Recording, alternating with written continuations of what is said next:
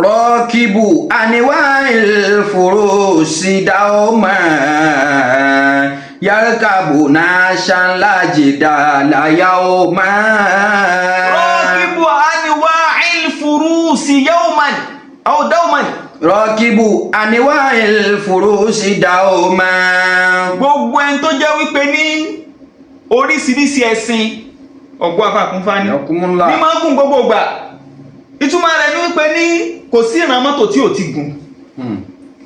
ó ti gun Lexus, ó ti gun mabandakọ wọn Lamborghini, ó ti gun Venza, ó ti gun Big Daddy.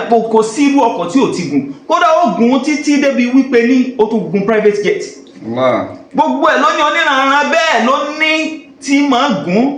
ìwọ̀n á máa gùn bẹ́ẹ̀ yín máa gùn bẹ́ẹ̀ tó wá gbogbo ìgbà ní máa gùn bẹ́ẹ̀. yarkabuna shanla jidala yawma. gbogbo bí tí ń gùn ìkan wà tí ò tiẹ̀ tún wá nira tó jẹ́ pé ní yóò wá padà wá gùn jọ kan òun náà ní pósí.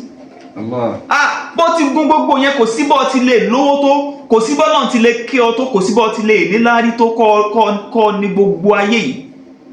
pósí tí wọ́n padà fi gbé ọwọ́ nù sàárè ọ padà gùn jọ kan. ọba àmọ̀ kọ́ padà gùn jọ kan ó yẹ kó ṣe pẹ̀lẹ́pẹ̀lẹ́ kó sùúrù sí ọ̀rọ̀ ilé ayé.